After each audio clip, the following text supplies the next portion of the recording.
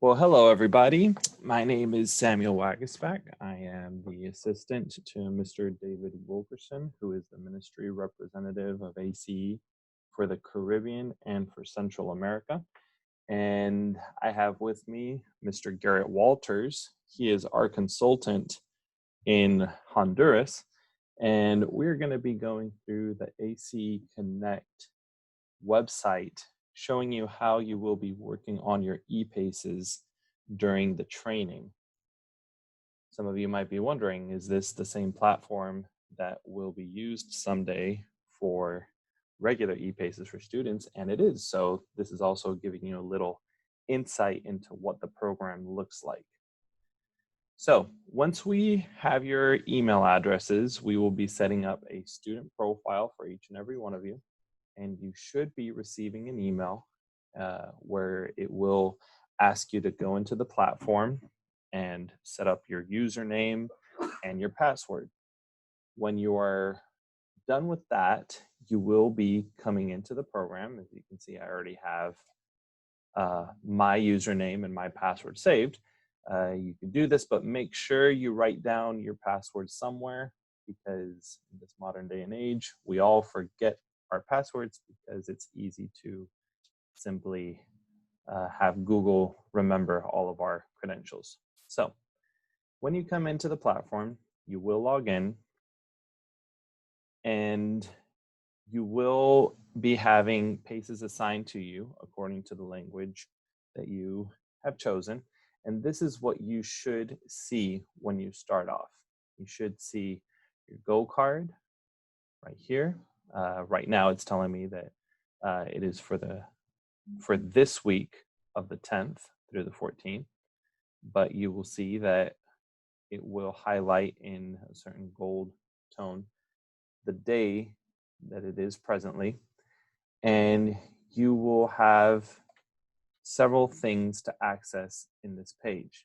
Actually, if you have signed up early before the training, you should come in here before the training.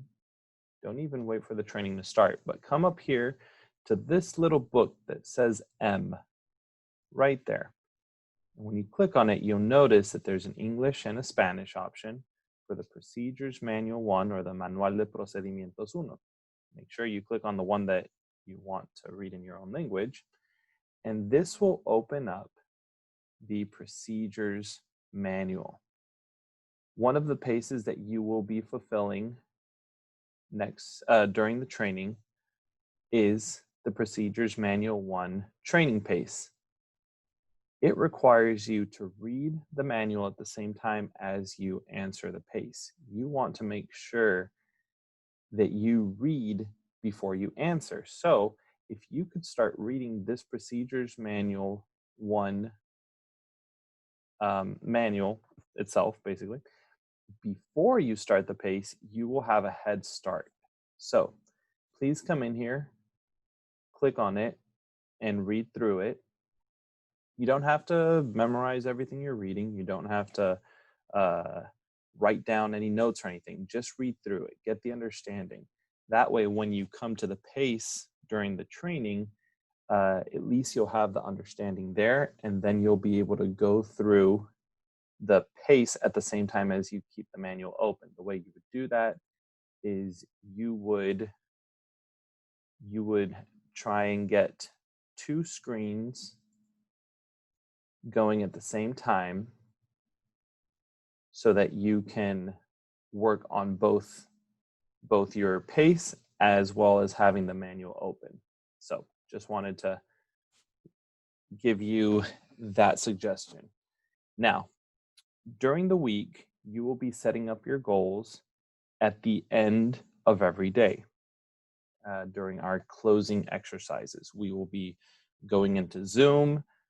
We will be talking together about it, and we will be telling you what goals to set. You don't need to worry on deciding what your goals are. But what I'm going to show you so that you can have the knowledge beforehand is how you're going to be setting those goals and how you would work the PACEs. Each day, you'll be going to this little plus sign and you'll be adding a goal. It will show you the paces that have been given to you. You might not have to worry too much about it. If you don't see a minimum of 4 paces, then definitely get in touch with us because we made a mistake and we didn't give you the right paces. But I'm going to be using an example, the Procedures Manual 1, 5 Laws of Learning training pace, the one that I just showed you the manual for. So you would click on that ePACE and it will show you the sections that are available for you to set as your goal. We will tell you what that goal is, but basically you would select it. Let's say that our first goal for this ePACE is section 1.2, section 1.3. There's a section 1.1 in there missing somewhere, and the checkup 1. This would be your goal for the day. You would save it. Make sure you save it. I'm going to go ahead because I accidentally had already started this pace in another occasion, so I'm going to show you how we work the pace through a different subject. I'm going to be going to the organization or monkey business pace, and I'm also going to put section 1.1, 1.2, and checkup 1. Save your goals, and this will now appear right here in your goals for the day. You have your English organization pace, section 1.1, 1.2. You don't necessarily see it, but this keeps going downward. It only shows 2 at a time though. So that is how you set a goal. Very simple, very straightforward. To actually start working your goal, you would select the first option. This is going to take you to this screen. It shows you that you will have 3 attempts allowed. And that means that once you reach your limit, you will not have access to those pages anymore. And your supervisor will have to go in and give you authorization to go back in and continue working that section. You can't continue to the next section until the previous one is finished. So let's start section 1.1. This will show you the pace. At the top, you will see these little tabs. You don't necessarily need to worry about those. Those are just for easy going back and forth, but you'll notice that the eyes are for information, so that represents the text that you'll have, and then the numbers represent the questions. You'll see that as we continue working. The way you want to work this pace is exactly how it's set up. You want to read first. Make sure you read all the text, understand it, comprehend it. Once you get to the exercises, make sure you read the instructions carefully, and then you will be going through answering each and every question. You have the ease to scroll back up and find the answers within the text, or you could also use the tabs that we talked about at the beginning.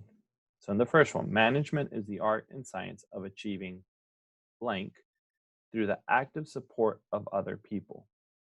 You can either scroll up, as we mentioned. You could also click down here on the back to top button, or this is the very first question. I'm assuming it's at the beginning of the text then. You can go to the very first I, click on it, and it will take you. So management is the art and science of achieving planned objectives through the active support of other people. Instead of scrolling back down, I'm going to go to number 1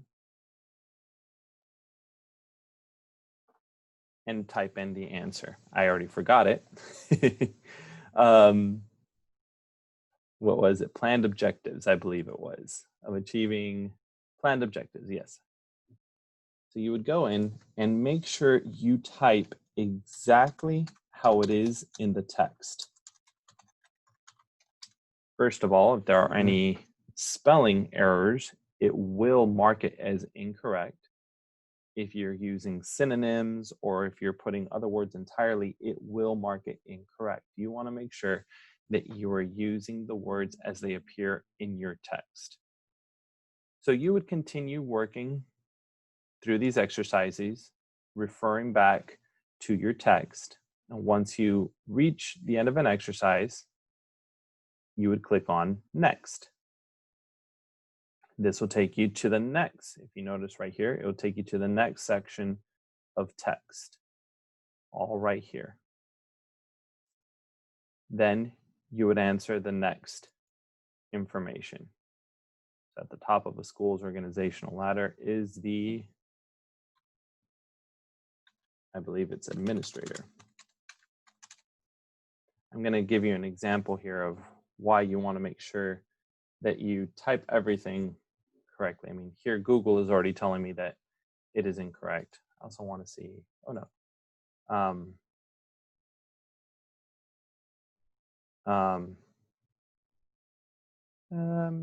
So if you notice within the text, it is with a lowercase a. So you want to make sure that you're also paying attention to your uppercases and lowercases. I'm going to go ahead and let's leave it with an O, but let's put a capital A. Once you finish answering this section, you will notice that it now says score. As soon as you see the button score appear, that means that you're finishing out that section.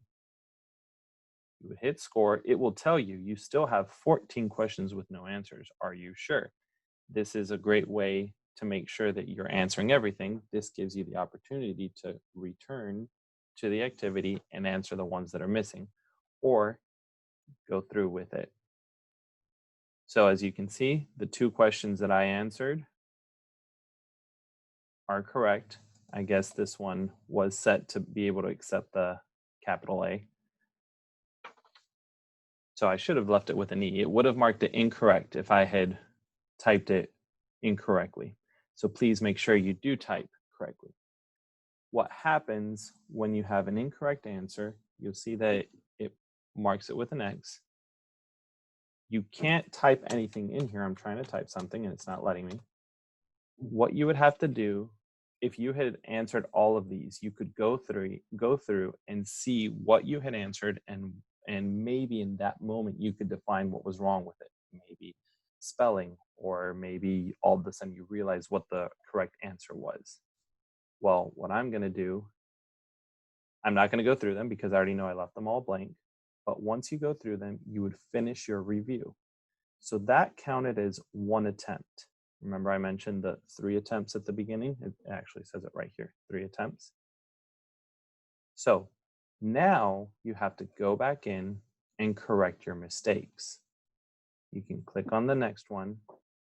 And as you can see, now they're in white and you can go in and type them. Good management involves certain leadership skills, let's say.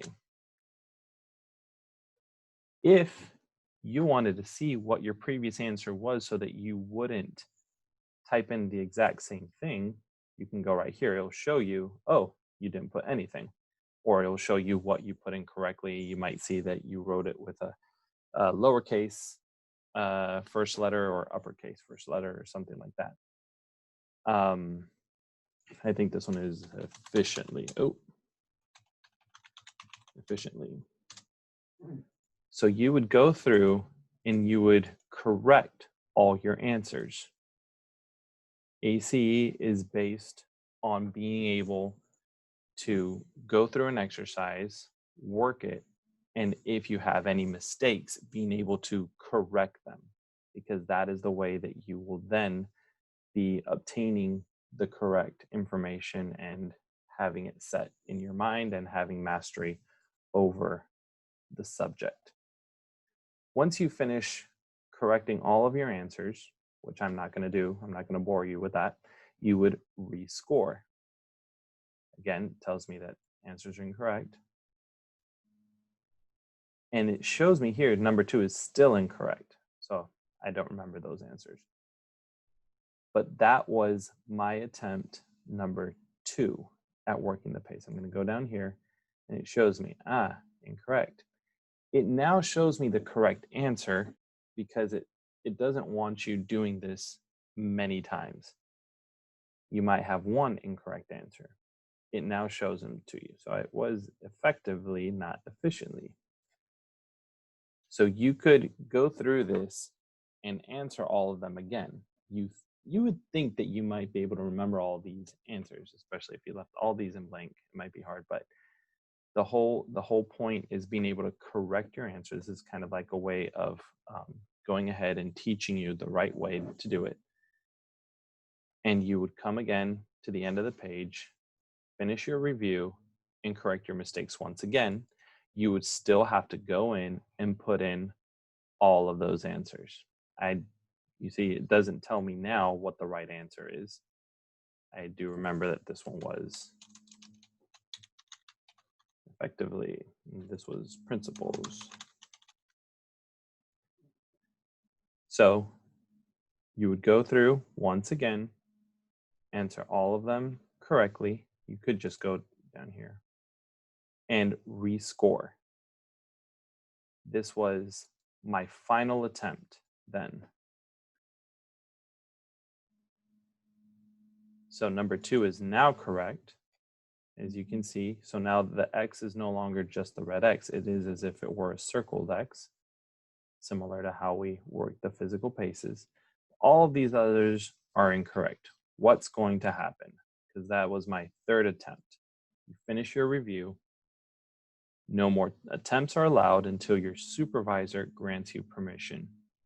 This has automatically sent your supervisor an email, a notification on his side of the platform, letting him know that you reached your 3 attempts and that you are going to require unlimited access to be able to correct those attempts.